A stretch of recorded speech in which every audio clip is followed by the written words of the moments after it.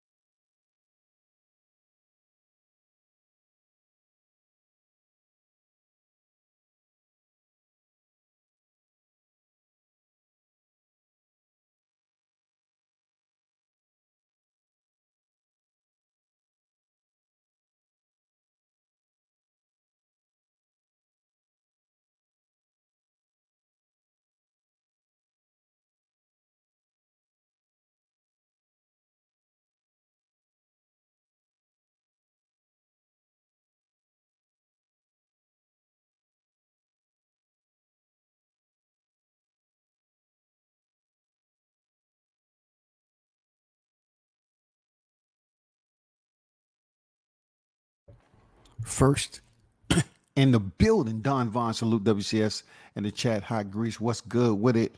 Hey man, good morning and salute, man. Hands down to the hottest chat in the game. A-Side official. You know what it is. It's Friday. We back at it once again. You know what I'm saying? We have a surplus of topics today.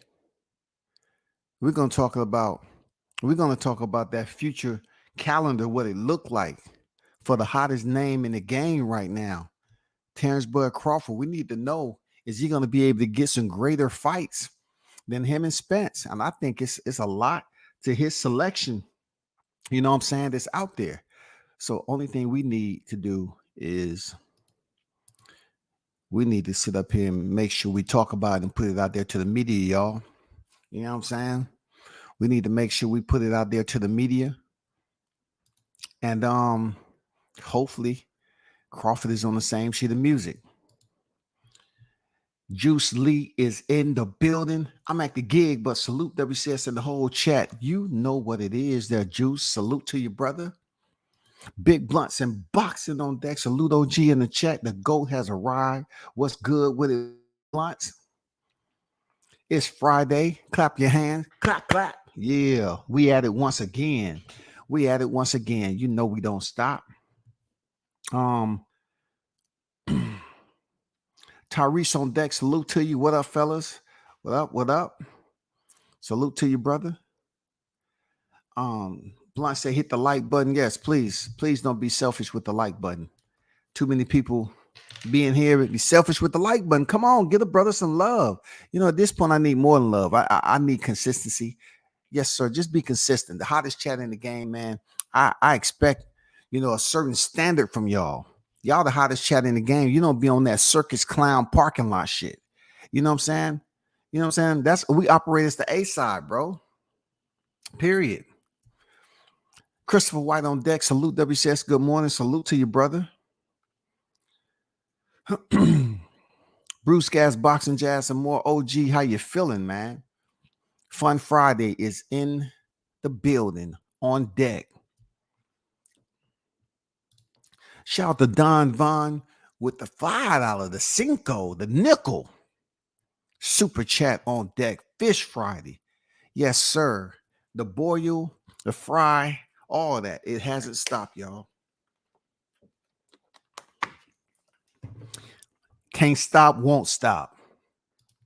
Shaw News, the Sauce Experience, aka Showtime. Shaw is in the building, y'all. Team Tucker on deck. What it do? He say salute WCS in the chat. Salute to you, brother.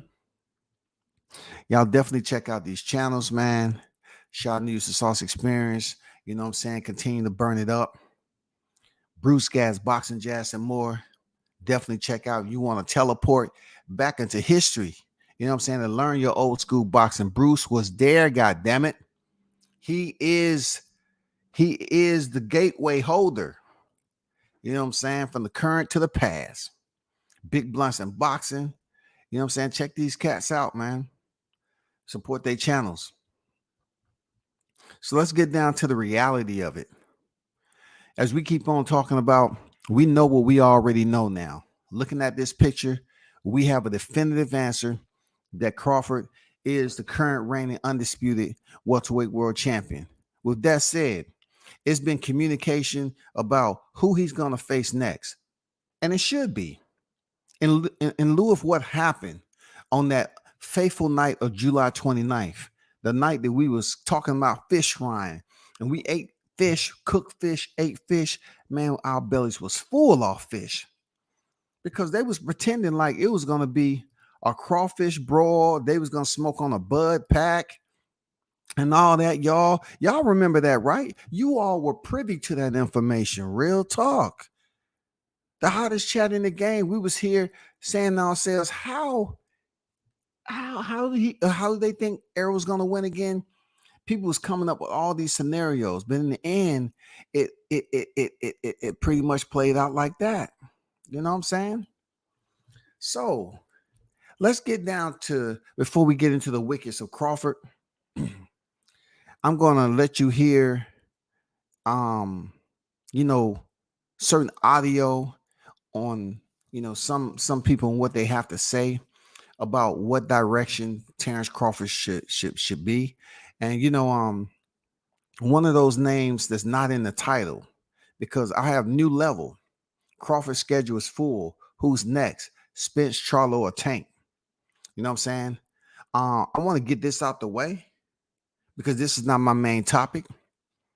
But Canelo Alvarez, the man himself, one of the greats of this era, is going in there facing Big Mouth, Jamel Charlo. And this thumbnail says it all. It doesn't even have Jamel Charlo even throwing a punch. I hope he's able to land a punch on fight night.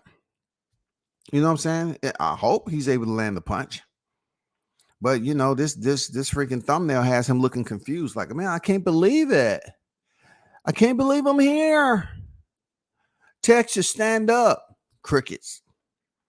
This is a tough time to see this fight go down like this.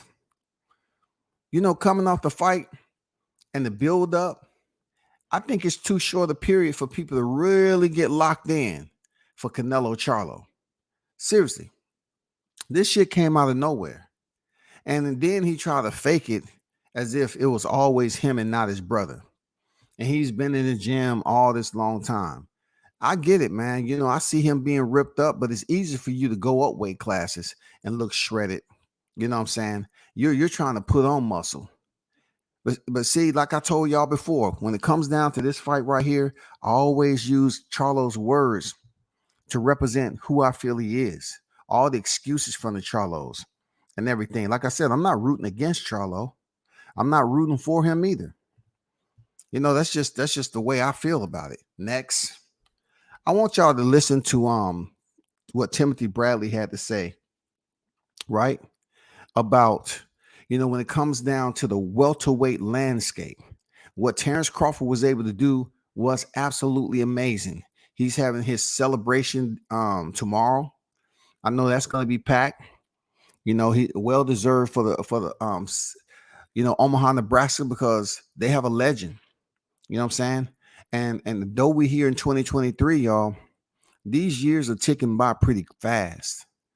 And before you know it, this is going to be 5 years removed. You know what I'm saying? 3 to 5 years removed, y'all. And you're going to look back and say, damn, I remember us talking about that. I remember us, speaking on that. We weren't expecting how it played out so easily. We weren't expecting the T-Mobile massacre just to go down the way it went down. But now that he has the belts, you have people chiming in on a guy who is finding out what the business of boxing is truly is.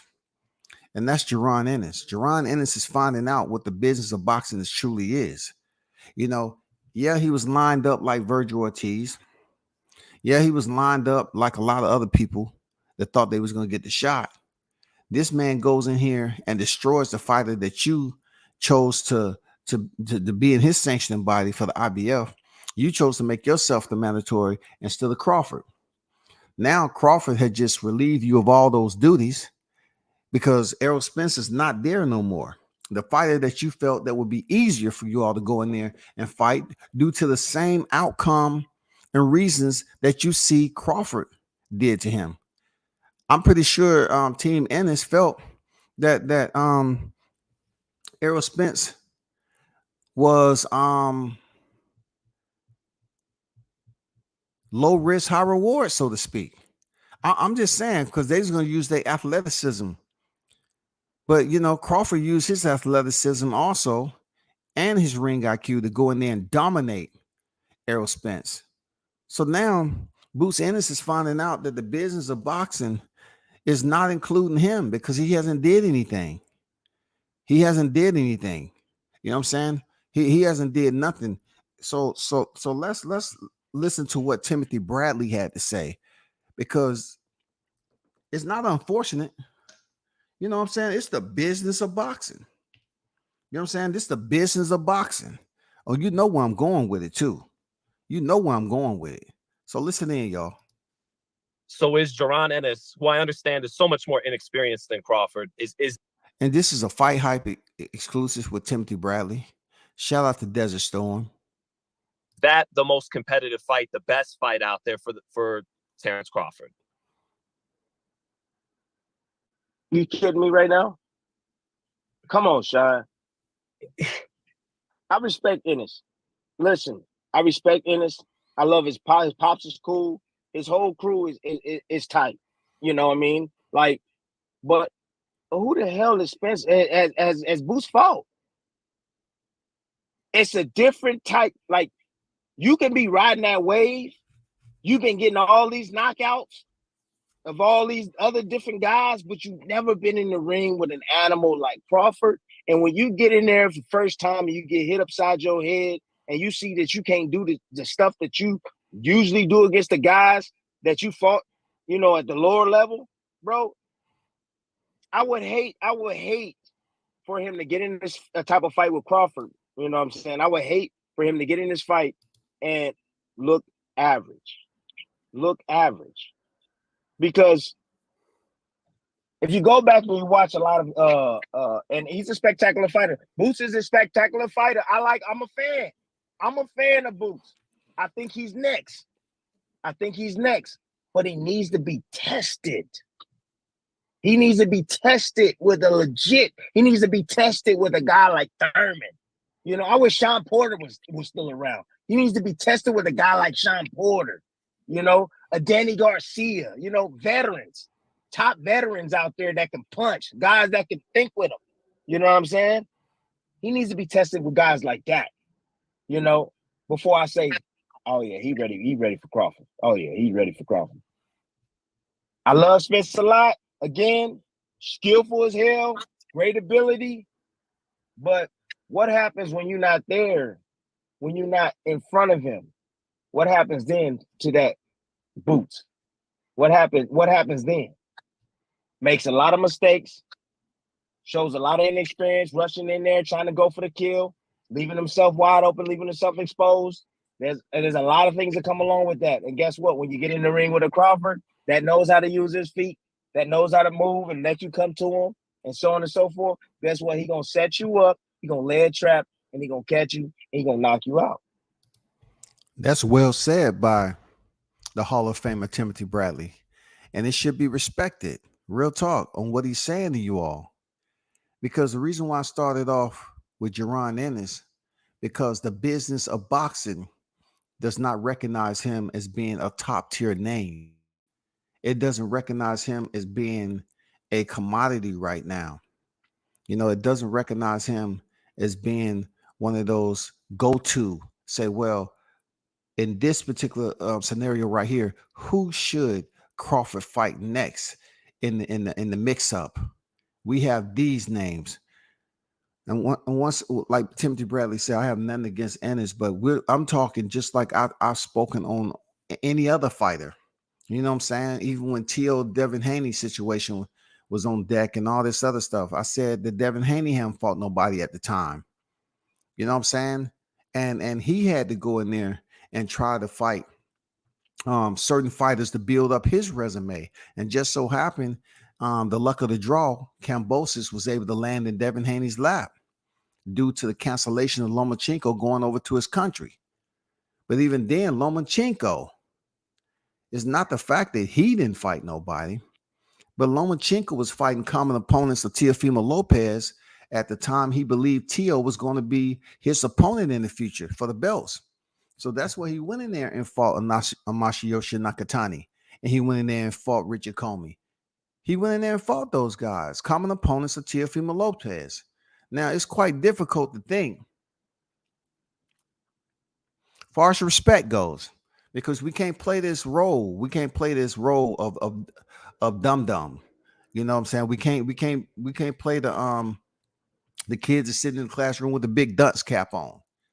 We have to understand that there was demands placed against Crawford to fight somebody. That was before Kell Brook and before Sean Porter. It was demands placed on him. For Boots Ennis, it's no different. Ramon Villa is not a common opponent of Terrence Bud Crawford. Ramon Villa, the little clout he did get was off Rashidi Ellis. Rashidi Ellis was a name that was supposed to, fight, didn't want to fight with Jaron Ennis back in the day. Who cares? Hey, we're not talking about who turned down what fight and when. We're talking about the now. How do we go forward for the now? Who is a common opponent? Like Timothy Bradley said, he need to fight somebody to test him. He hasn't been tested. Who is that? Is it Keith Thurman? Yes, he's out there.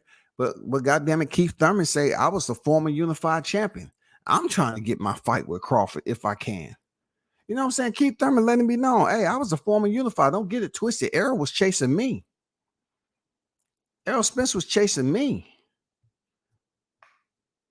Don't get it twisted.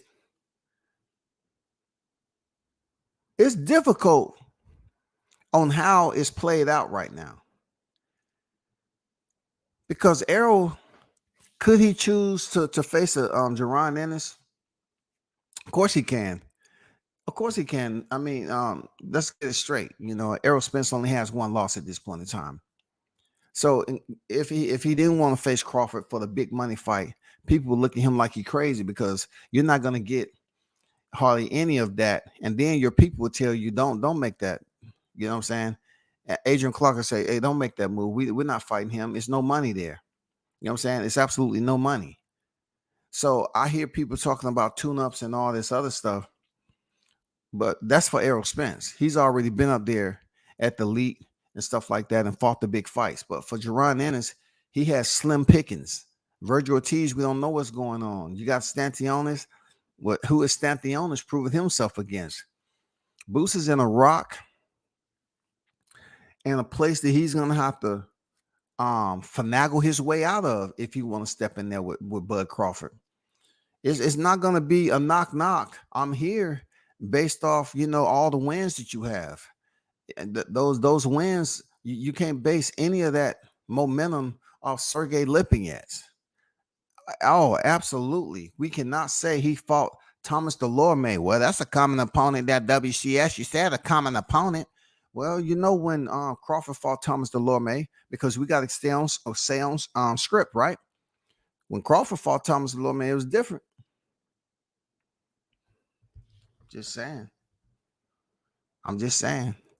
We can't put that in there, goddammit. We can't sit up here and play dumb that, hey, you said a common opponent. No, we're talking about somebody that's new, refreshed, that's going to be competitive in there. We have to build this up, and there's nothing that we can talk about when it comes to Ennis over there. So maybe somebody that's the boxing of it's all about the business. It's funny that we really can't see what influence that particular person can have in getting Jaron Ennis a Bud Crawford fight. Because I'm gonna go back to what Martell said. Martell was up here to my, since you know so much about PBC, when he was flicking his head side to side, since you know so much about PBC, why don't you go work for him? And I'm saying, hey, since you know so much about Bud Crawford, why don't you try to get Jaron Ennis a fight? Huh? The beat. If you know so much about him, why don't you get Jaron Ennis a fight with Bud Crawford, since you know so much about Bud? From the business of boxing, you want to get your fighter paid, right? He's a Philly fighter, right? Put him up in there. I'm not going to waste too much time on that.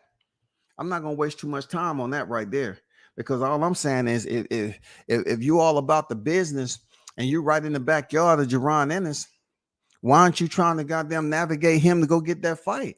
Why, look, I look at it like this when it comes, like, why aren't you, managing fighters out of that gym anyway? Why can't Jaron Ennis come to you for the business of boxing and Bozy and see what direction they should take? But we'll just wait on that. At the end of the day, we'll just wait on that, because we know if you know so much about Crawford, you should be able to get Jaron Ennis a freaking fight. You should be able to get him a fight. You should be able to go in there and somehow, some way, with all this boxing knowledge and everything that Rick Glaser taught you, you should be schooled up pretty good right now. Real talk. You should be educated like a mother. Moving on. Charlo will be stripped of the WBO title once the sole of his foot enters the ring, or whatever the case is. All we know is Tim Tszyu is about to get, you have mail. He's about to get some in his inbox, y'all. And we know it's going to be the WBO title. So we seen Terrence Crawford said, hey, there's no need for me to, that's going to make, no, he said, he didn't say it's no need for me. He said it's going to make it difficult for him to be undisputed in 3 divisions, being that, Jamel Charlo is coming off that WBO belt.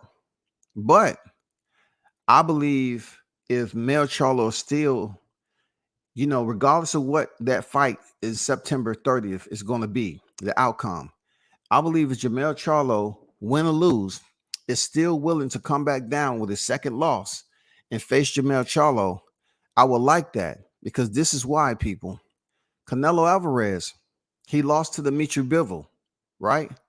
That doesn't mean he stopped fighting. You know what I'm saying? That doesn't mean he stopped fighting. You know what I'm saying? Yeah, he had to stay out for a little bit with the injury. And, he fought John Ryder, but he didn't stop fighting. There's a conversation about fighters staying out for a year and all this other stuff. This is another thing you have to worry about when it comes to the PBC fighters. How long will it take Jamel Charlo coming off the September loss, because I don't see him winning. And then you have 3 months remaining in 2024. When can we see a potential big fight? Because that'll be a great pair of names to kickstart the first part of semester of 24. You know what I'm saying? Terrence Bud Crawford versus Jermell Charlo. It allows Jermell Charlo to go from one big momentous fight into 2024, carrying that momentum. And the good thing about Charlo, this is what he always wanted, to be recognized as one of the greats. When he beat Brian Castano, no, that's not enough, because you and your brother, I mean, no, y'all haven't met that that pinnacle yet of notoriety in the sport of boxing at a superstar status like that. You haven't had the Terrence Bud Crawford, Errol Spence moment. You haven't had it. So even with Canelo Alvarez, I don't consider this as Charlo's Crawford Spence moment.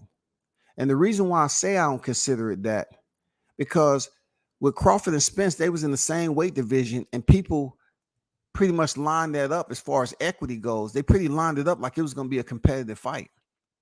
That's how they lined it up. They've been on the pound for pound list. They're in the same division. So the 50-50 shot, and all this other talk, people look at it like, yeah, this is what we like right here. About time. Let's see who the best welterweight is. For Charlo, it's not considering who's the best super middleweight. That is Canelo Alvarez. All you are is a B-side fighter who's getting the opportunity to step into Canelo Alvarez dominion and prove to the people that you are competitive enough and a champion from a lower division to at least give Canelo some type of challenge. You feel me? So that's what we're looking at with Charlo. It's a big moment for Charlo because that's the biggest name he had in his career. But he's going up 2 weight divisions with the mindset that was kind of deceptive prior to. Every time Crawford's name popped up, he was rejecting it. He wouldn't dare download it, right? But you see, as close it get to Canelo, he's trying to act like he has all this respect, because Mel Charlo was the same one that didn't give Crawford a chance and say, you got work down at 147 pounds. You got to fight my stablemate, and for real, you can't beat him and all that. And then he went in there and broke him up in front of Mel Charlo, in front of this dude. Not only just in front of him, in front of his girl, he broke that dude up. So Mel Charlo, he goes up here, win or lose. He has the opportunity for a 2-for-1 special. He can goddamn go in here and take this whooping from Canelo, and then saving grace comes back down to the 154-pound division and face a guy who's moving up, a light boy. Face the light boy, but it's a little bit heavier now. Crawford a little bit heavier than he was prior to you coming to the arena and got down. Your girls doing SummerSlam out of WWE and shit. It's quite different, because you called him a light boy before he went in the ring with Spence. Now he got all those belts hanging off his shoulder. He about 154 now. hey, you bound to gain some muscles in your leg from carrying around all those titles now. And Bud deadlifting 400 some pounds, right? So he probably got down at home and he went and said, hey, you know what? I want to give me all those other belts over there from 140 and give me the belts from 140. Let me see, can I wear them all at the same time? Crawford said, hey, give me all the belts. I want it all. I'm on top of the world. I want them all.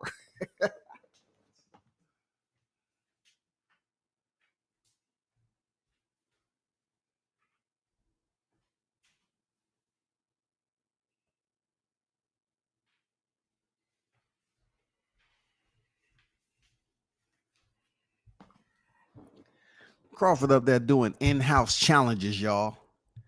Shout out to 86 Boxing in the building. NYT on deck. Lost all the boxing in LAB. Salute to you. Conquest 2 on deck.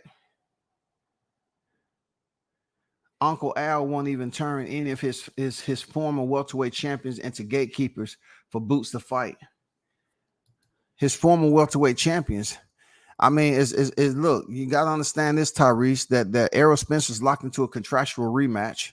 And then Keith Thurman doesn't see Keith Thurman doesn't see the value in facing Jaron Ennis. You know what I'm saying? He just doesn't see it. So we're talking about Yordenis Ugas. Okay. Yordenis Ugas went into the 10th round or something like that. Went into the 10th round with Spence, got beat up real bad. That's probably one of the only ones when you talk about champions now. We don't want to see no Pacquiao. So we talking about Ugas and we can talk about Thurman. Shout out to my guy, Mr. Gumbo, aka Hot Grease, in the building. What's good with it, Gumbo? You know, big salute and happy Friday to everybody that's in the hottest chat in the game. Salute to y'all. It's a weekend, man. You know, the parade's going on in Omaha. Salute at WCS, my big bro. What's good? What's good with it, Gumbo? How you feeling? If you're on the road, man, make sure you keep your head on a swivel. You know what I'm saying? Like I said, I don't know what your body count is out there, Gumbo, but I know damn well you keeping it a secret. I know you ran over some aerosexuals that was running into traffic, trying to cross the highway, jumping off bridges, brother. Keep that shit to yourself. Real talk. Don't tell nobody.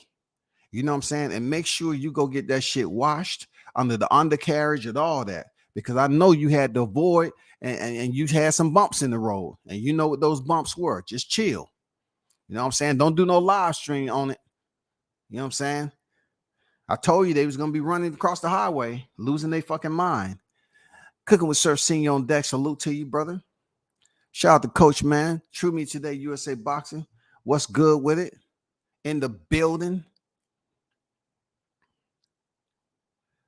So where I'm at with it, right? Getting back to Crawford and this whole positioning.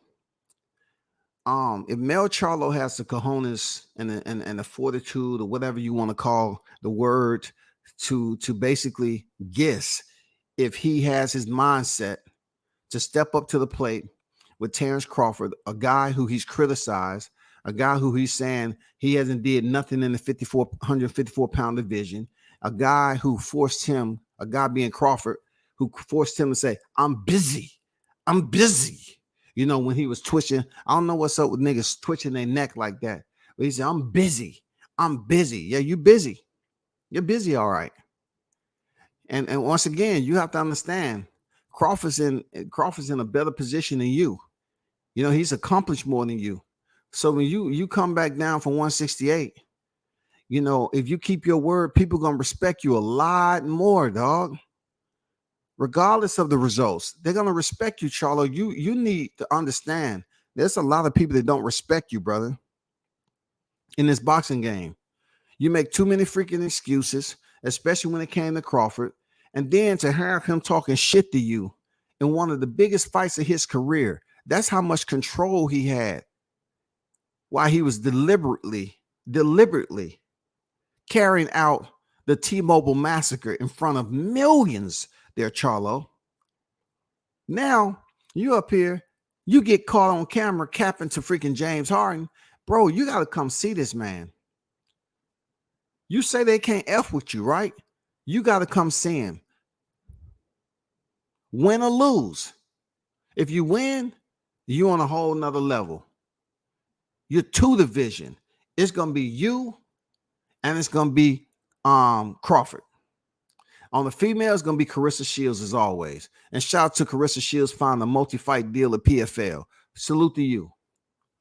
But when it comes down to it, if you can beat Canelo Alvarez, you're talking about you and Crawford being one of the biggest mega fights in 2024, dog. Because right now, you have basically took the torch from Canelo Alvarez, something that Crawford wasn't even to do, right? Crawford hadn't even been able to, you know, take the torch from a Floyd Mayweather or Canelo Alvarez inside the ring. So you would have taken the torch from Canelo Alvarez. And people are going to look at me like, well, what do you mean? You know, Dimitri Bivol, you know, don't forget, Dimitri Bivol fought him at 175. Then he have the torch? Isn't it still burning? Look, he fought him at Bivol's weight class. He fought him at Bivol's weight class. I'm talking about Mel Charlo not only moving up 2 weight classes, but he's fighting that man at 168 pounds. 168 pounds. Who has defeated Canelo at 168 pounds is the question mark. So now that we know, nobody. Mel Charlo would change levels with this fight. We're talking about mega. Look, Mel Charlo, man, he'll have a reason to kick his head to the side. Like I said, I'm not rooting against him. I'm not rooting for him. I'm not. But I do have a little bit of selfishness when it comes to, I want to see, Bud Crawford fight Mel Charlo. I'm not up here saying, well, Mel, he's going to go ahead and beat Canelo. I hope he beat Canelo. I'm not hoping anything. The fight's going to go the way the fight is going to go. Only thing I'm saying, if he's able to go in there and beat Canelo, not only does Crawford gets another big shot for his legacy because of the summit that he's on right now. Then we have Mel Charlo, who's able to catapult himself from a conundrum of shadow gazing. You know what I'm saying? He's just been in the shadows, just chilling. Now he's also in the limelight. People are also calling for Mel Charlo being the first person to beat Canelo Alvarez at 168. He's going to be a big deal. So you take 2 black fighters. What did I say? In order for the black fighters to take the position of Canelo Alvarez and have people want to fight them, what has to happen? You have to position yourself to get that shot. And once you get the shot, you have to seize it. And Mel Charlo would have seized this opportunity if he's able to go in there and beat Canelo in the biggest way, y'all. I mean, I'm talking about the grandest way, y'all. Another set of black fighters in a big match. One was in 23, and then you go to 2024, big money fight. Big money fight. We know Mel Charlo ain't gonna stay at no 168. Or will he? Or will he? Because, like I said, that bitch ass, that shit goes a long ways. You know what I'm saying? That's just not like silly string. This is some different type of material. That bitch ass, they stretch a long ways, yo. He get those belts and he become 2-time, goddamn well, he gonna come up with some, Mel Charlo has all the potential to come up with some bullshit. You know what I'm saying? Do he really want to stay up there? He's like, oh, I'm 168 pounds. I'm gonna stay up here. Okay. You gonna stay up there and do what? Return right back into the conundrum that you are at 154 based off inactivity and nobody really to scoop you up to that big stage and have people want to come out and see you fight a pay-per-view.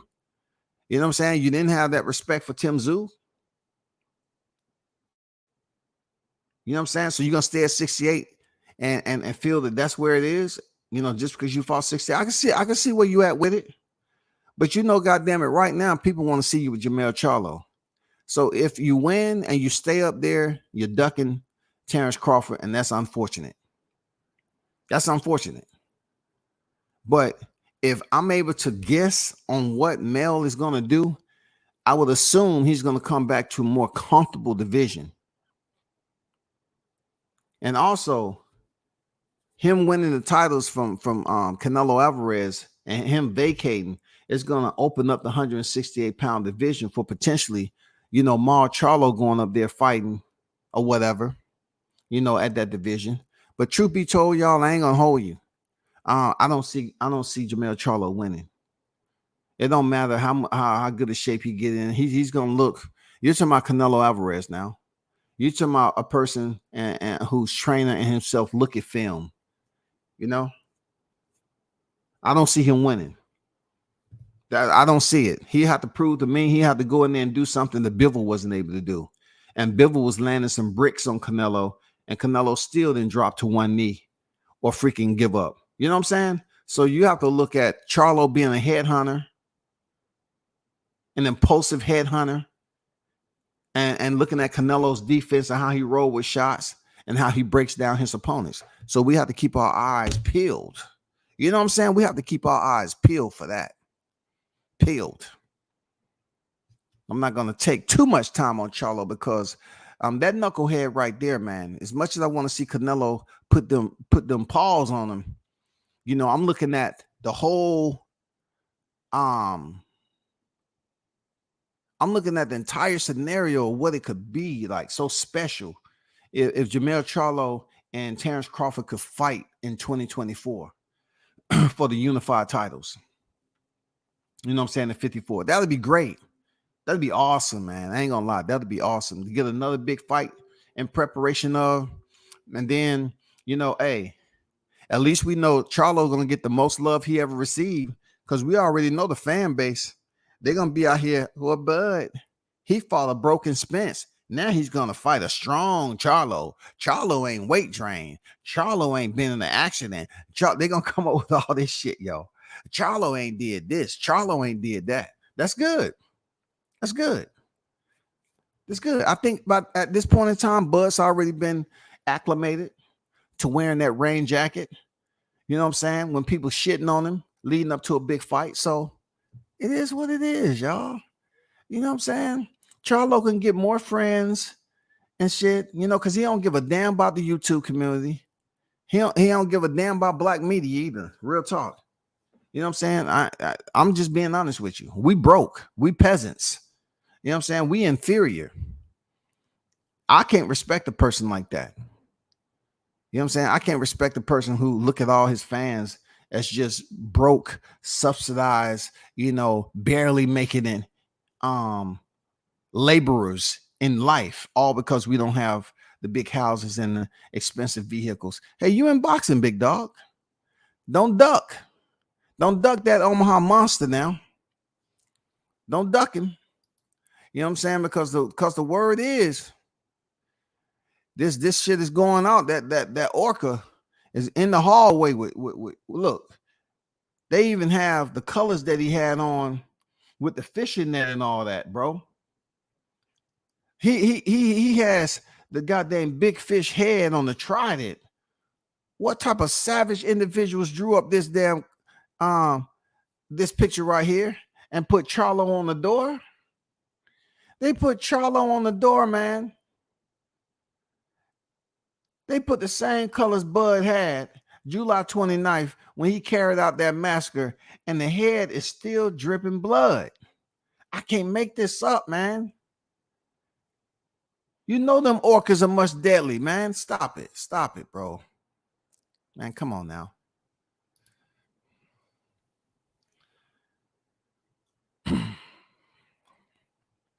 What other narratives are they going to throw out now? Oh, wait. Now Bud is ducking boots. Well, I think that has since passed, Carlos. I don't think they're going to spin that in the Rolodex. Why? Because it makes no sense. You know, no one's calling for that right now. You know, people look for Rolodex for contacts. They're not trying to call up that fight with Bruce Ennis after seeing July 29th. God damn it. They're not trying to call up that fight. It just is what it is. They're not calling for that fight. Live for life. What's good? Salute to you. Appreciate you pulling up. Toby Bartlett on deck. Salute WCS in the chat. We're global, baby. We're global. Still rounding up strays and fried big fish in hot grease. That's what it do. You already know. Salute for across the pond, the boxing fans. You know what I'm saying? Toby, we international. You know what I'm saying? We international. Shout out to you, brother.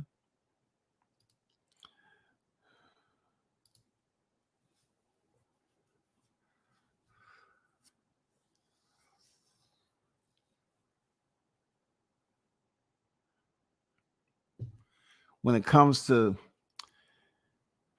Haney doesn't owe Shakur a shot at the title because he doesn't bring anything to the table. And Crawford has to give Boots the opportunity as a prime example. Crawford doesn't, you're talking about two different scenarios. Boots has not won a super title yet. He does not have the credentials his FICO as a champion, period, as a boxer. Come on, man. You know, you're talking about, yes, Devin Haney at 135 is dead what he's supposed to do with the titles. Absolutely. Can't take none away from him. But Shakur Stevens is a two-weight world champion, unified at 130. So if you're saying that he doesn't bring much to the table, how is that? Shakur definitely brings much to the table. Both of these guys are not pay-per-view stars. Devin Haney is edged forward in fighting Lomachenko and 2 fights in Australia. Cool. But he still is looking for that fight. Like, who's going to bring it out of Devin? Just like Timothy Bradley say that Boots needs someone to bring him out. He needs someone to test him. You know what I'm saying? These two scenarios are not the same because Boots only is an interim, IBF interim title holder at a 147. I believe Shakur Stevenson has more to offer than Boots Ennis in this particular scenario. And Crawford is a 2-time undisputed. That scenario makes little sense to me. Not to, discredit your boxing knowledge or anything, but it makes no sense to me. That scenario right there. It's not even close to being the same. It's not even close. Shakur come to the 135 division already with credentials, right? He earned it. Then you talk about, Boots is trying to build up his credential. So he gets that based off Karan Chulikin. No one know who's Karan Chulikin was, man. No one. And no one knew who Roman Villa was off Rashidi Ellis.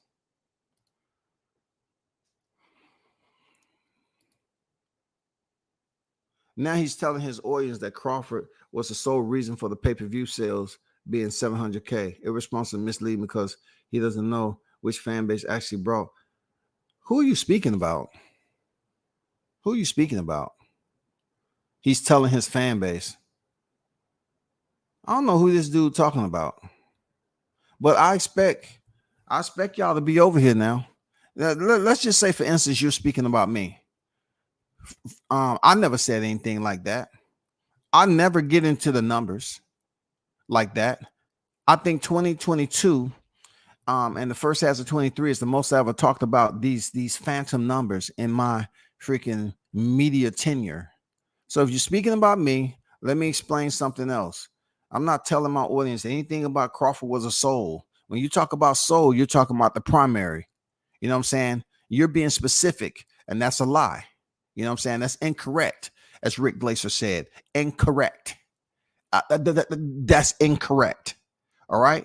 Never will you hear me say the sole reason, because my criticism toward them using Mikey Garcia in the debate, the fight Errol Spence, is saying Errol Spence was the only one in the ring that was a part of that 325, 350. You feel me? So you can't be talking about me, because I said the Mexican fan base was larger than the black fan base in Texas when they fought. So you can't just keep on talking about Spence was the one who brought those numbers together. He was a sole one. No, I never said Crawford was the sole proprietor. I never said that. I never said that. So, whatever misleading, I think you're speaking about somebody else in your mind. You know what I'm saying? That's in your mind. Or it's all in your head, just like Nelly said. It's all in your, you know what I'm saying? It's all in my head. Keep on thinking over and over again. I keep on thinking. Oh, come on, stop it. DS111, what's good? 111 in the building. Vinny on deck. Salute W says peace to everyone in the chat. You got it. You got it.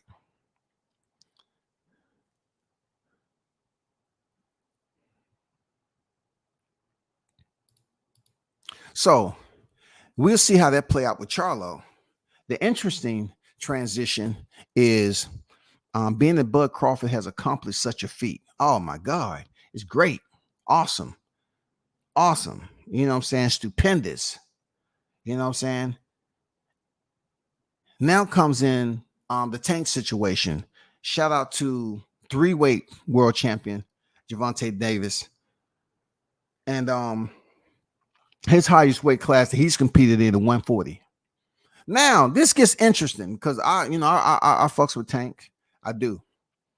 But when it comes to the matrimony, potential matrimony of these two fighters fighting, which would be huge, because Tank has proven that he has that pay-per-view quality of service, so to speak. He has the pay-per-view numbers. He is a pay-per-view fighter, pay-per-view star. People act like you can't use the 4-letter word star, but yes, Tank is a pay-per-view star. He's making money on that end, right? So his name came to the conversation because he said he'll stop Crawford in 6 rounds, right? And Crawford, I think, turned around and said it'll be easy. It'll be easy for me. You know what I'm saying? It's weight classes for a reason. And being that what we've seen play out with Errol Spence, it would be extremely tough for Tank Davis in his height, to go up here and beat somebody like Crawford. It's extremely tough because I was there for the Gamboa fight. And being that, you're talking about Tank moving up to 135 for the first time and fighting Gamboa, and Gamboa went into the 12th round with a hurt foot. And you're saying, WCS, why are you bringing up excuses for I'm not bringing up any excuses, bro. They always talking about Jose Benavidez had one leg, right? I mean, whenever it comes to Crawford's resume, it's always Jose Benavidez had one leg. Sean Porter had out the door. Kell Brook, he was beat up and broken. All this other shit. But I was there. He did hurt his foot, but he still went to the 12th round. This was Tank with Gamboa, the same Gamboa who Crawford stopped in 9, right?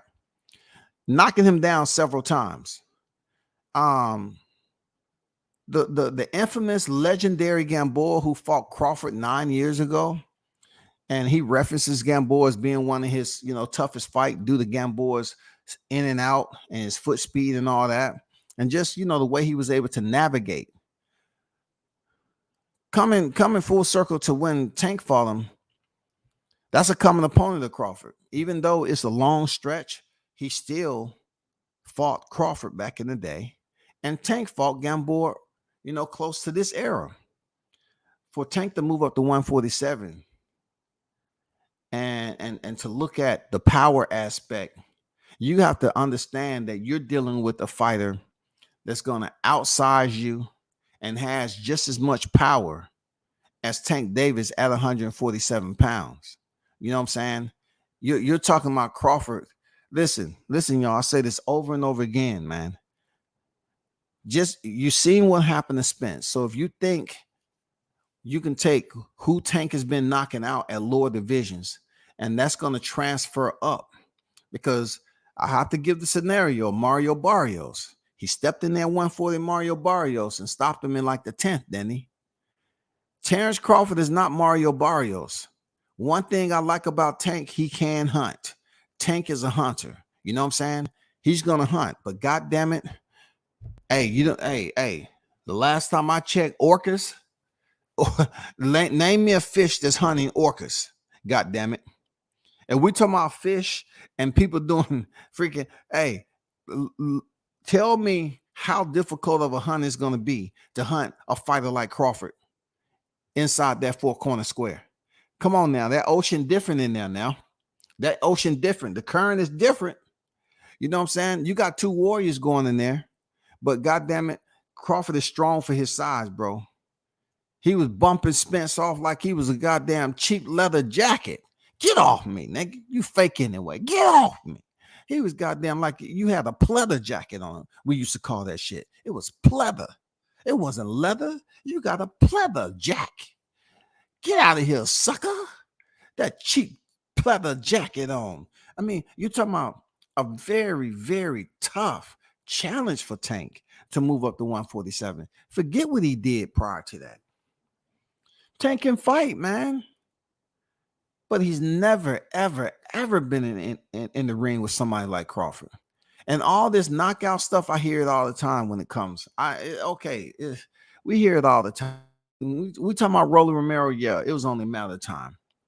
Not if it was going to happen, but when it was going to happen. We know the shit was going to happen.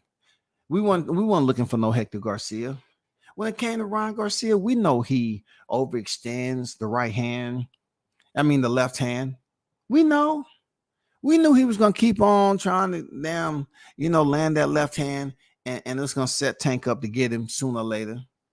But then Tank has a left hand of his own. But truth be told, the ring IQ, how Crawford gauges his distance, Tank has very short arms, so he's definitely going to have to get in close on Crawford. And Crawford, you're talking about a different level of intelligence outside of these other fights that Tank has been in there with. Do I believe this fight is going to happen?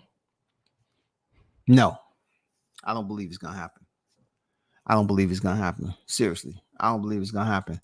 And would I want Crawford to fight Tank? Nah. Even though it's good money, I won't want it to happen. You know why? Because he goes in there and beat Tank, and he fights Tank at a different style. You know what I'm saying? Then he fought Spence. People are going to be like, oh, man, that was easy. He was too small. Just like what Terrence said. If I beat him, they're going to say he was too small. If I beat him, they was going to be. At this point in time, I believe Terrence Crawford is tired of freaking trying to prognosticate what his fans are going to say, because they did the shit so much already that he finally got to a point where he thought he was going to be able to go in there and beat Spence ass, right? And allow them not to make excuses. But due to the circumstances, you know what I'm saying, he wasn't able to avoid the fact that Spence had the car accident, right? And the fact that he got the Texas T fighting two opponents outside of the car accident. Also, on top of that, he felt that him turning down the fight and not being the first one to face Spence right after the accident was a very good choice, a very intelligent, a very honorable choice, bro, for him not to fight this dude. Imagine Bud fighting Spence after the accident as his first fight back and doing him dirty like that, and doing him straight up dirty. Oh my God. You want to talk about massive casualties jumping off the high rises downtown. Massive casualties, as Eddie Hearns. Massive. This will be mass casualties. You feel me? Massive. Real talk.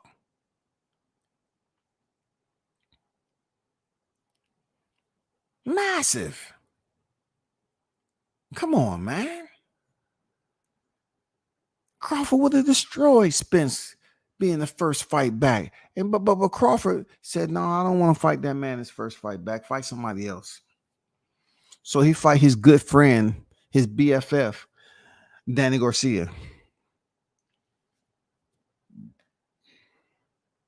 He fights Danny Garcia, and they dance around, and Danny lets him beat him up for a paycheck.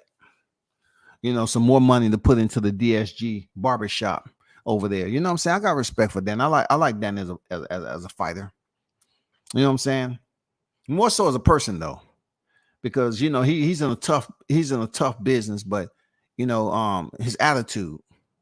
But anyway, I'm just saying, like, if Terrence would have chopped this man up, he wouldn't have got no credit. So he beats him up July 29th, and you see what's going on. So I commend Bud for not taking the fight, even though they say he was ducking back then. But if he was ducking, that means he was ducking underneath a goddamn overhand left that Spence was trying to land in the ring, only to land him inside that square and take that ass whooping that he got. So being the years that passed by and we saw how it played out, it's incredibly strange as to why people are coming up with all these false accusations, knowing that they can't change a motherfucking thing, dog. They can't change the results. It's recorded. The boxing ledger states what it states. 40 victories. 40 victories on the green side. The left side, as you're looking at the screen, 40 to the left, 0 to the right. 40 to the left, 0 to the right. 40 to the left, 0 to the right. Sing along. 40 to the left, 0 to the right. You know what I'm saying? It's always gonna show that. Right now, If you look on it, until Terrence Crawford next fight, it's going to show you that number. You cannot change it. You know how they talk about, when I was going into my, hey, young brother, it's good. This, that, when I used to go in the boxing gym down here in the A, right? Because that's when the gyms used to be open, no internet. So we used to be outside a lot. So they used to have more kid-orientated programs. And you used to go down to the gym and box, learn how to box and shit. And they used to talk about mentors.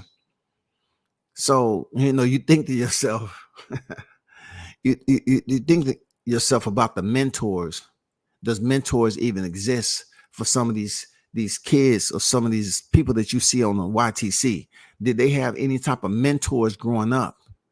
And to hear them, talk the way they talk about other adults, you wonder, like, were they ever taught how to respect those who's older than them and much older than them? You know what I'm saying? It leads to question, because at the end of the day, you're messing with people's families. They got kids that's on social media all the time. They check out their parents, whether it be a mother, a father. They check out their social media. They see what's out here. You know what I'm saying? So at this point in time, let me get back to the topic. Do I believe the Tank is going to fight Bud? Absolutely not.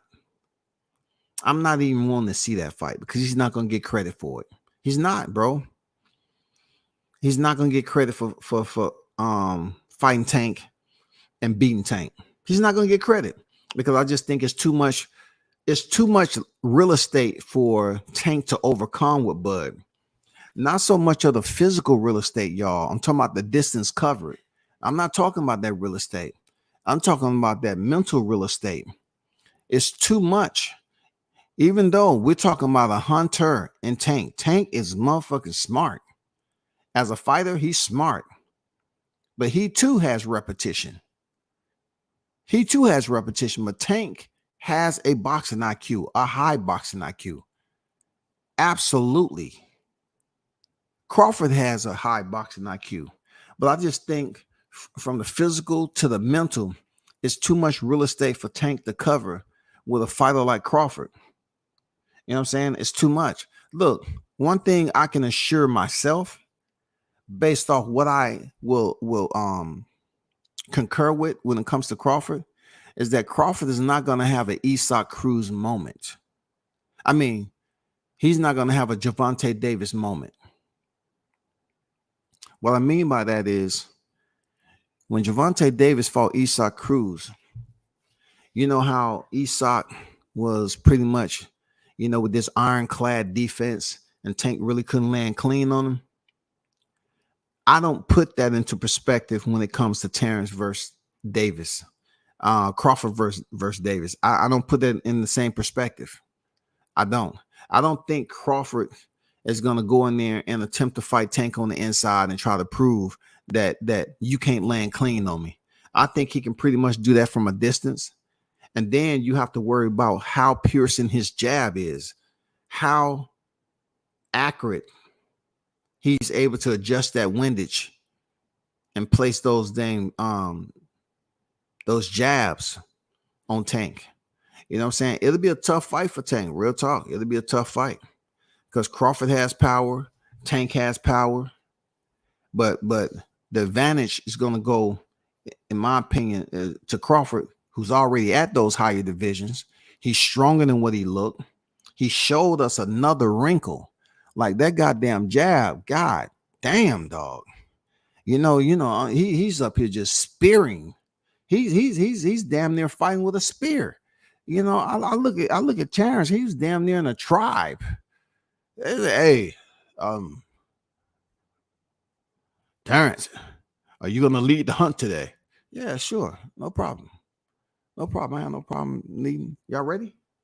I mean, Terrence was leading the goddamn charge. He came up on a goddamn, the prey. And it was already had a spear to the damn top of his head. Oh, Terrence, we supposed to hunt as a tribe. You already killed him? Yeah, it's the same thing, right? Hey, we wanted some of our junior tribesmen to get some experience, but you already done took them down. Shit. How are they supposed to learn to hunt for themselves if you keep on landing the spear dead center? Okay, land the spear around the body, the hind legs, so it can run around, so we can get the younger junior tribesmen to come in here and hunt too. See, I told them, I warned them, I said, no, don't invite Terrence on the hunt because he's going to be up here killing shit and nobody's going to be able to learn how to hunt on their own. Hey, man. Hey, Terrence up there landing spears dead center in the forehead. You know what I'm saying? Shit. It's just like goddamn Terrence going to a freaking and what's that shit? And what's the name I'm looking for? A bullfighting contest. He's the matador. And you know how you're supposed to let the bull come and charge you and move out the way? Terrence over there just landing the spear already. He landed spear. Terrence, once again, like we told you on the tribal hunt, you're not supposed to throw the spear that early. God damn it, the bull haven't even charged one time. You already lined him up and put the spear dead center in his head. Jeez. Well, how was the crowd supposed to be entertained? Look at them. They're booing. Oh, I didn't know. Okay, well, you know, I want to get him up out of there. Terrence be goddamn taking shit out too early, bro. You know what I'm saying? I mean, Tank will have to deal with that. That's gonna be crucial for him now to cover that mental real estate too, along with the physical. You know, he got short arms compared to Crawford. Crawford sitting at 74. He got very short arms, but yet Tank has been able to fight taller fighters. But none of those taller fighters was nowhere close to the cachet of technical skill set as a Terrence Crawford. We know that shit. We know that. Tank hurt Charlo.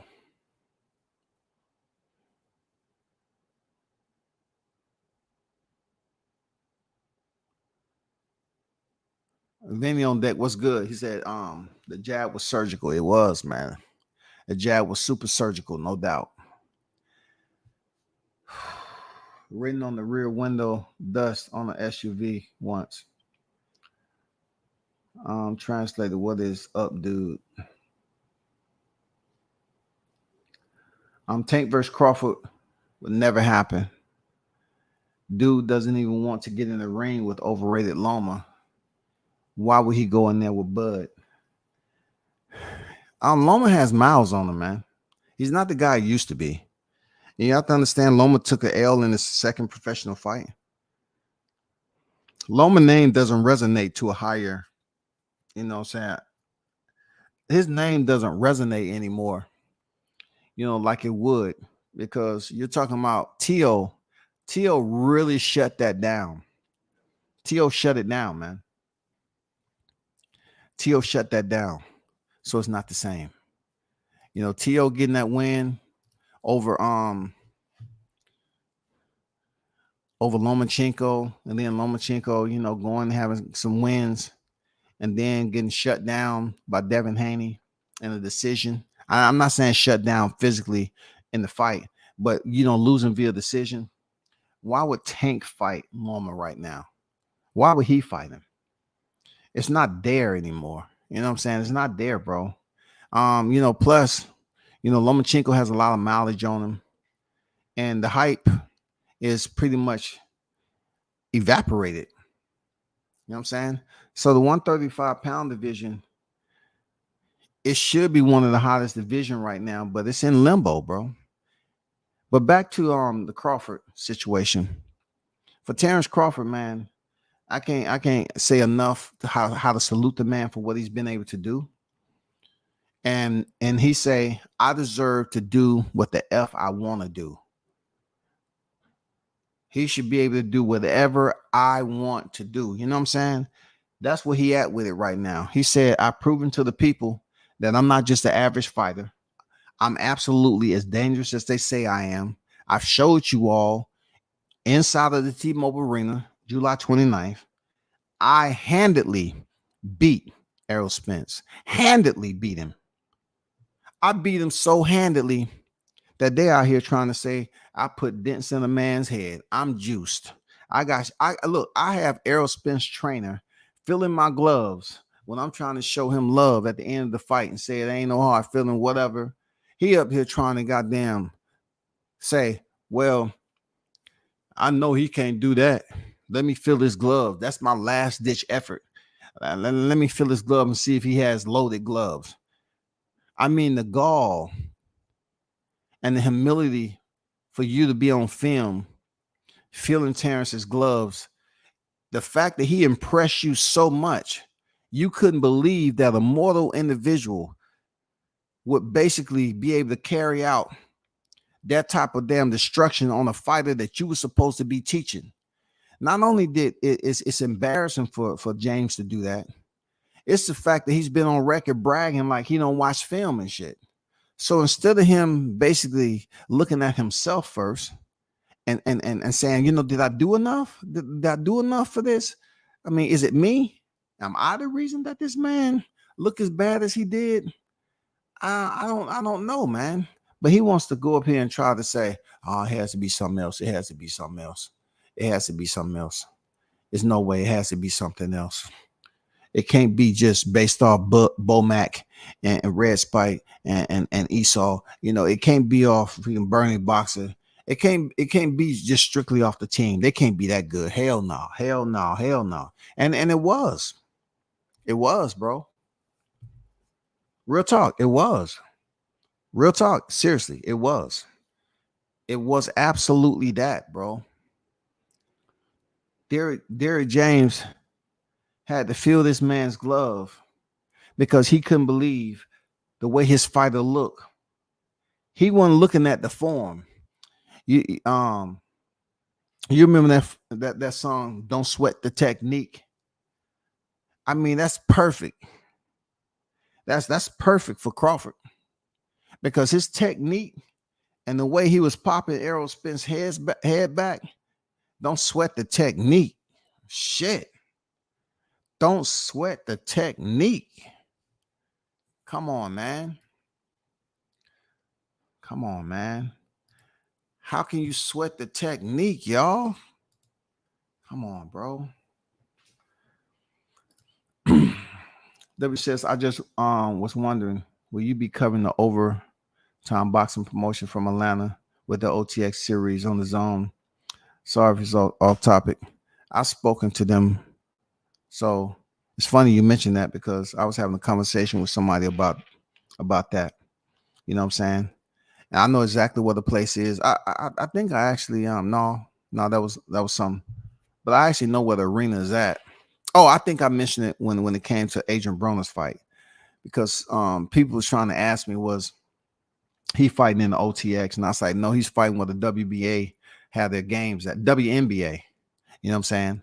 So I ain't want to put too much out there. But it's funny you mentioned that though. That's a great, coincidence right there. Real talk. Cause you know me how I move. I do shit and I show up on site, and that's when they know where it's at. So yeah. Just give me a little bit of time, and definitely. Tank is nice, but Floyd Ellaby holding him back from and shout out to Haven. You know what I'm saying? He just had a fight over there. Tank is nice.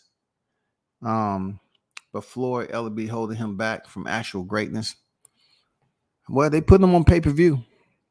They making money. See, one thing you have to look, 47. You have to look at it like this. What is the criteria for being great? The criteria for being great is different for everybody. It's all about who you know. The criteria for being great is different for everybody. Do we know the specifics to get into the Hall of Fame? We don't know that shit, bro. We don't know the specifics. Y'all hold one.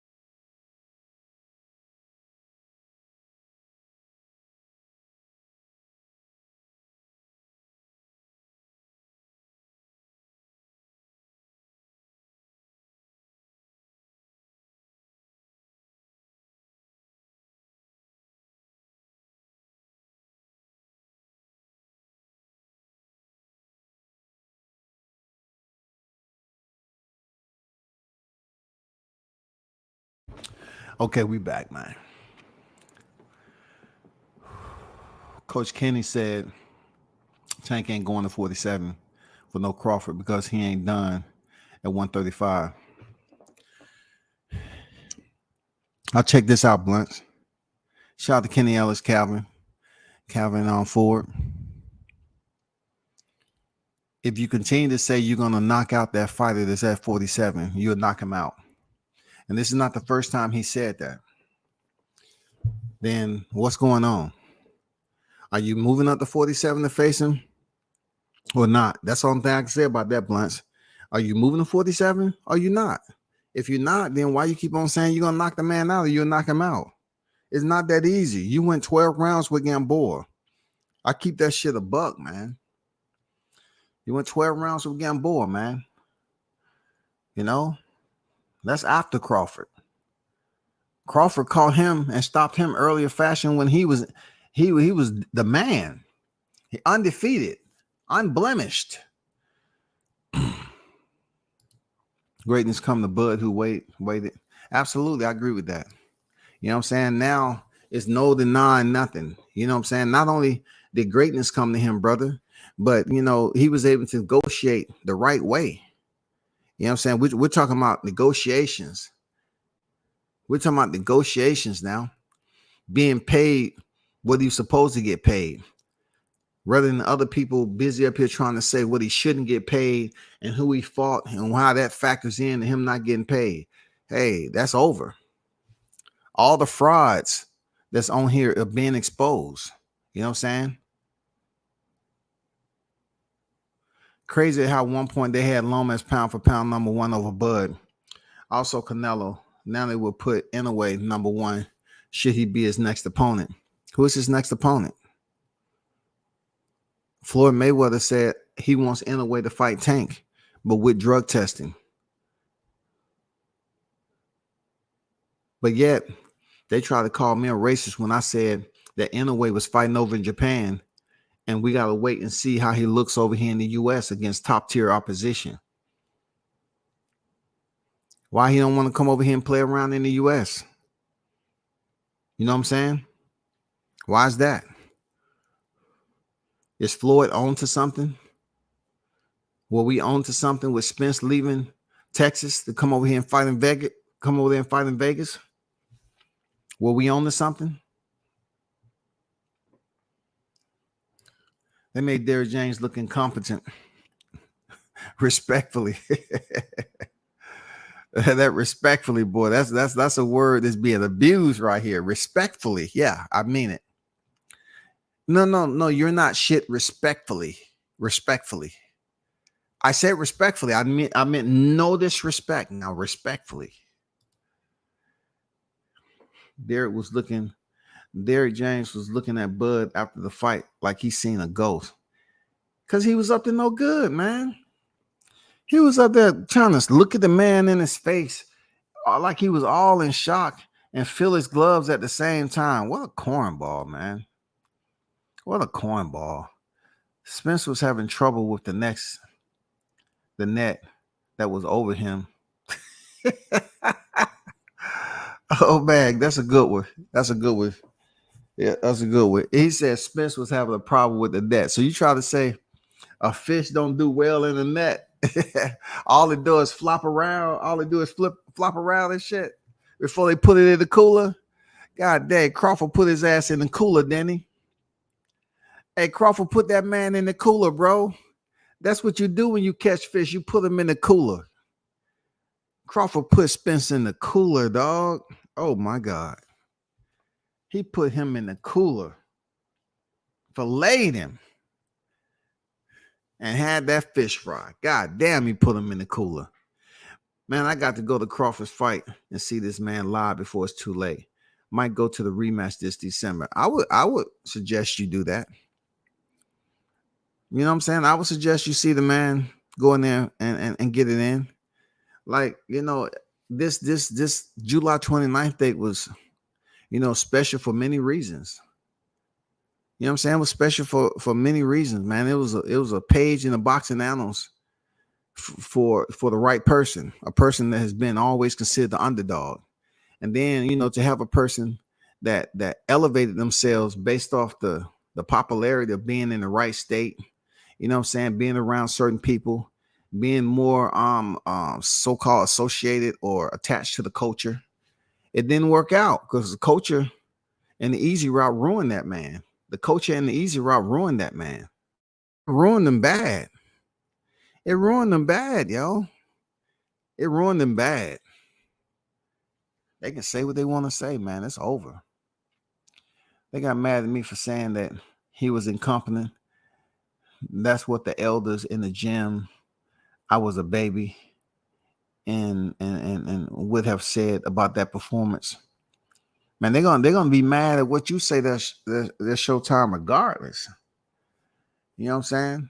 But was the man incompetent? Absolutely, he was incompetent, man. It's a lot of things. Being incompetent enough not to watch film, being incompetent enough to underestimate, devalue a fighter's will to go in there and beat your fighter. He was incompetent. He didn't want to value it at the highest appraisal. He didn't understand he was going in there to fight for undisputed. His fighter was going there to fight for undisputed. But being that your fighter had deemed it the easy route, you should have known that the last stand was going to be extremely tough. And it was. But Crawford was tough. And Derrick James' incompetence pretty much allowed him to be on the receiving end of one of the worst losses of his boxing coach's career. Real talk. It looked bad in there. Get close. Make him feel you. Well, hey, Crawford was feeling him all right. Every time he landed goddamn power shot, man, come on now. Goddamn, you know how Jordan closed his eyes when he was shooting free throws that time? Crawford should have just closed his eyes and just swung. I guarantee he might have got the knockout with his eyes closed. He was hitting everything. It's almost like Crawford had night vision. He can close his eyes. He got night vision goggles with his eyes closed. He can hear anything, dog. He can hear anything. I like Tank, but Crawford will fold him up like laundry. Yeah, man, I don't see that fight happening at Showtime for real. I don't see it. Business-wise, they wouldn't even let that fight happen. Yeah, I think they will. It's a big money fight. But you got to look at it like who's accomplished more in boxing. You know what I'm saying? When it comes to the hardware credentials, Crawford has accomplished more. Both of these guys are 3-weight champions. Obviously, clearly, Crawford has accomplished more in boxing. The pay-per-view is not gonna be able to wrangle enough leverage to say, yeah, he got higher pay-per-view numbers than Crawford. Okay, but you have to look at the achievements. The first to do something means a lot to me. He was the first to do this shit.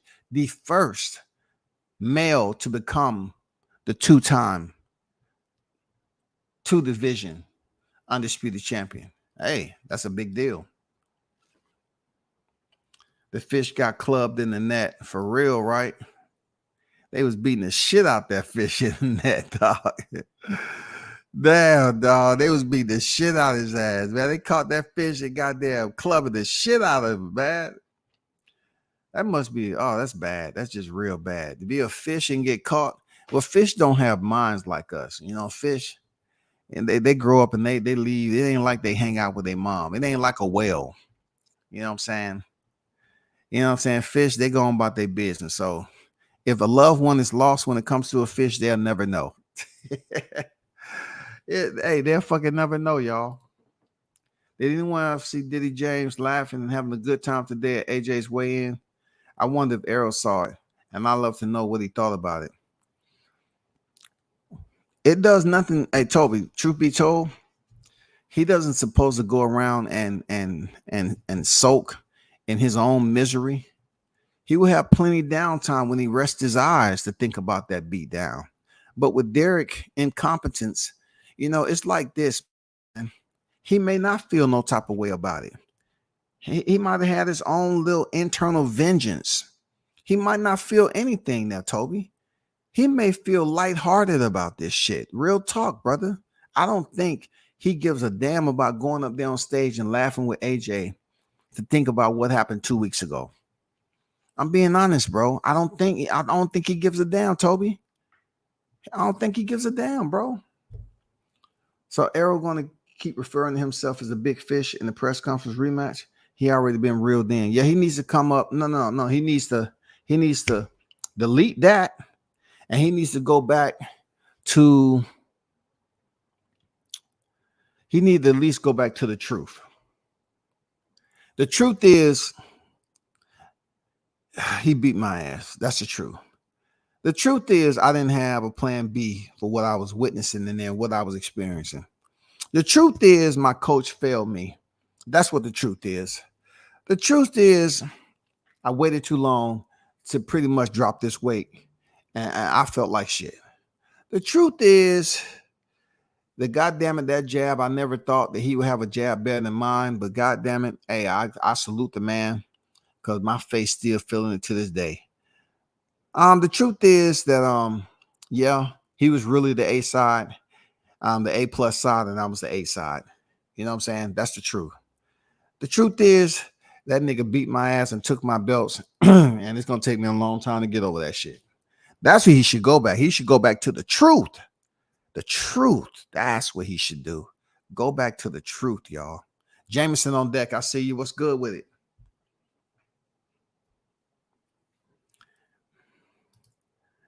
$47 say, man, if AJ somehow loses to a Layden's, DJ gonna start feeling like he is in alternate universe or something. No, he gonna be in the same universe. No. See, you have to understand they're trying to do something to build up the Deontay Wilder Anthony Joshua fight. So this is supposed to be a common opponent. Even though Dillian White wouldn't have been a common opponent between Wilder and Joshua, he still would have been an opponent of Joshua. And Joshua knocked him out in the 7th round back in the day in a non-title fight, right?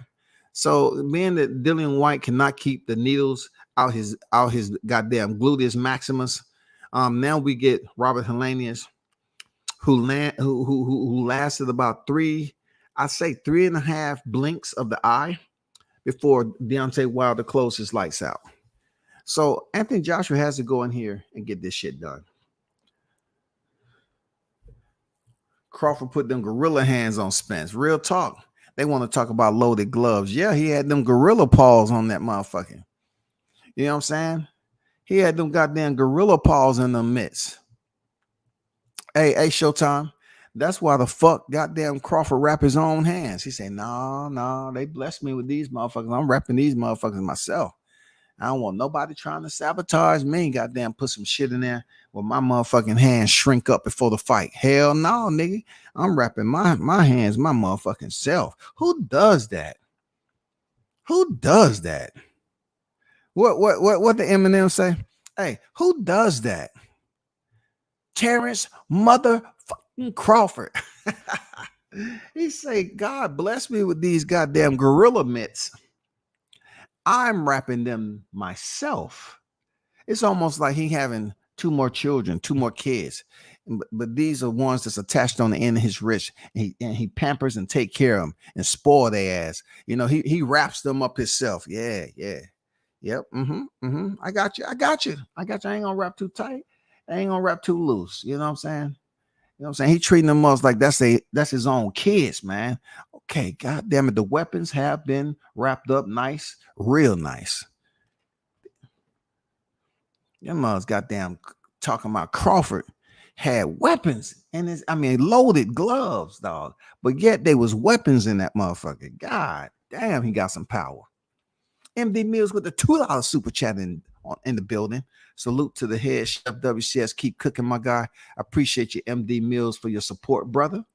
Yes, sir. One love, man. Thanks for donating to the channel. Please continue to support.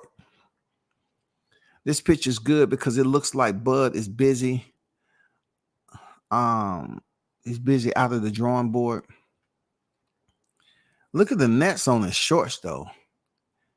Doesn't it look like he reeled that fish in and put him in the net? Look at the water coming off Spence's head and them nets on Terrence shorts. It all adds up. It's all adds up, bro. Shout out to Tyrese, bro, with the $2 super chat. On deck in the building. Appreciate you, brother. One love. Arrow the lie. Spence is better suited. He's going for the damn throat. Arrow the lie. Spence. I don't know, man. It's just something about that LIE boy. They gonna be at your window. They're gonna be knocking on your window, big dog. Tyree. Hey, you got a minute?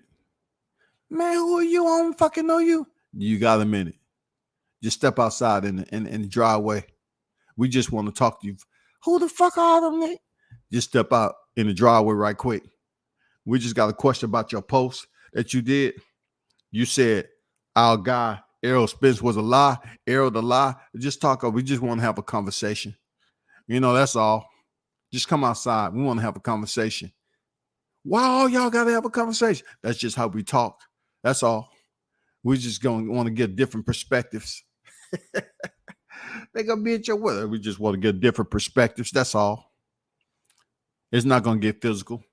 We just need more than one person to try to figure out what you mean by Arrow the lie Spence. How anyone in the world thought Spence had better jab. Crawford is jabbing with dominant hand and Spence weak hand. Do the math. Man, it just goes to show you how much time they spent in the lab, man. How much time they spent in the lab. How much time they spent in the lab remediating. Repeat. Every time I watch it, I'd be like, God damn, he whoops EJ ass. Yeah, man, it's that way. You know what I'm saying? It's that way. The Bud is busy at the drawing board. Man, look at that. And that's after he hit him with the jab. That's after he hit him with the jab, dog. Oh, yeah, they knew they had slipped up by just giving him a couple of southpaws in there. Yeah, they knew they had slipped up, brother. Seriously, they knew he had slipped up. But they got what it was, though. At the end of the day, at Crawford, he deserved to do whatever he wants to do, whoever that name is. Right now, it looks like he's definitely going to give Errol Spence the rematch. So we'll see how that plays out in the upcoming. But this Friday, you know I got to get busy, do what I got to do. Big salute. Hottest chat in the game. A-Side official. You already know, man. Appreciate y'all pulling up and supporting the channel. Thanks for the ones who donated. Yes, sir, indeed. We should do this again. Until next time. Peace.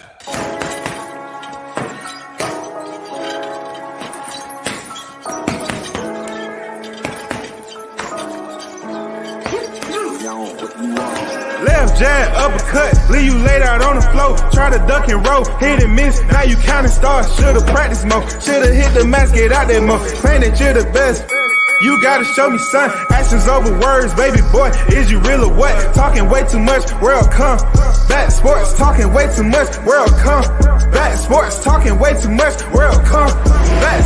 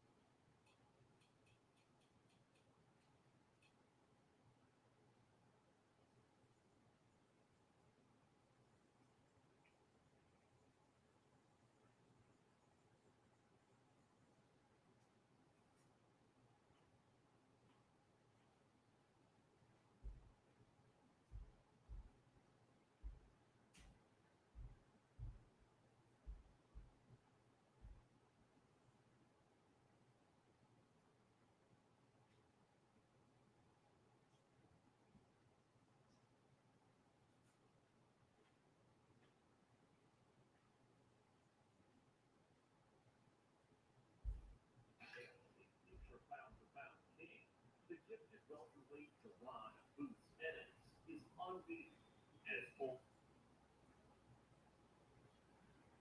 Instacart shoppers know your order is more than just items.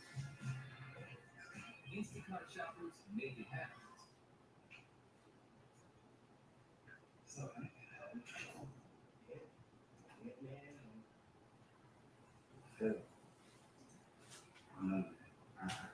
I know, but $2 million. It was $2 million. It was $2 million. You think I just have money that you just don't roll like that? Nah, see, that's just to stop. It's to stop you. You have to know that it can go anyway. That fact, you feel me? That's what. This is a freak show.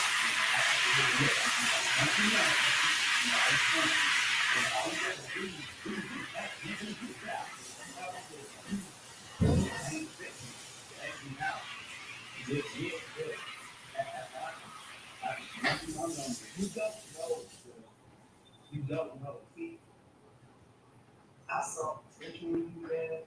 You know what I'm saying? No, I saw potential in you. I thought you $2 billion. We got to tell that, man. The potential is still there, and we see some moves. Come on, man. This is a mindset back for a tremendous comeback. You know what I'm saying?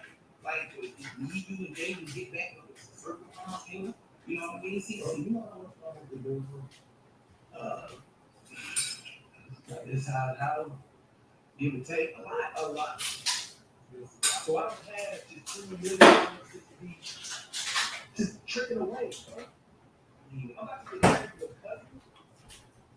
Yeah, at this rate, I know my cousin might want to just call it off for a little bit. Just call it off. Keep it on. But it's just, I spent all my time doing this. I've never taken a loss like this. I've never lost.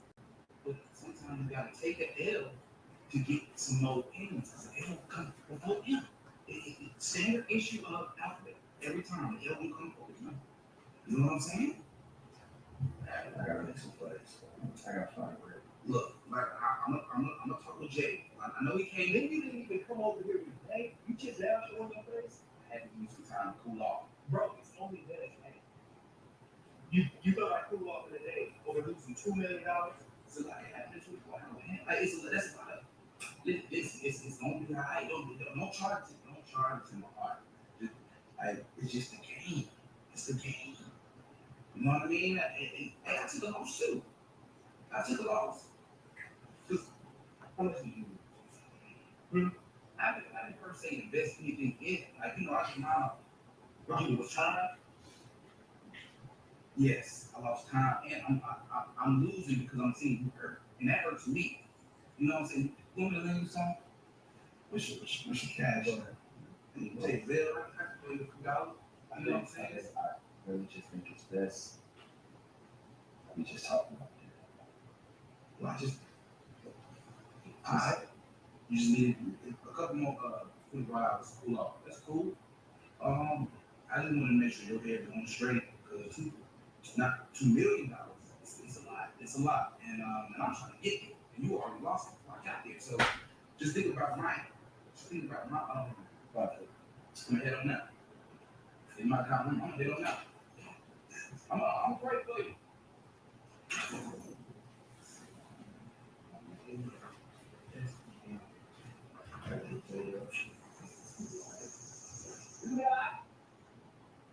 Papa John's Friday Epic Stuffed Crust Pizza is the pizza inspired by our biggest fans.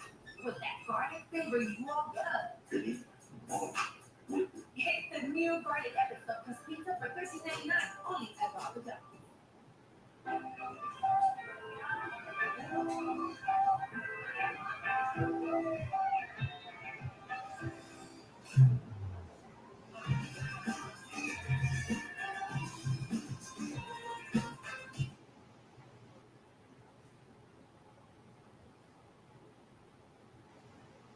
Ready to get to this first game? That's exactly what we're going to do in this first game. It's a classic improv game, and we put a little spin on it. We call it now You Wild Out. we both gonna get the opportunity to act out a topic that's given to us by D-Rec, or we gonna show y'all we really do this improv thing. We gonna get a first suggestion from the audience. Platinum team, step up. Gold team, step up. Y'all give it up for the beautiful Lunel in the building. One of the best comedic actresses of our time. Lunel, I need you to give me a place. School? Because we know you ain't graduating, so we just... DJ D-Rec, you got the beat? Go spot, we gonna go first, guys. The beat. What's this? Hey.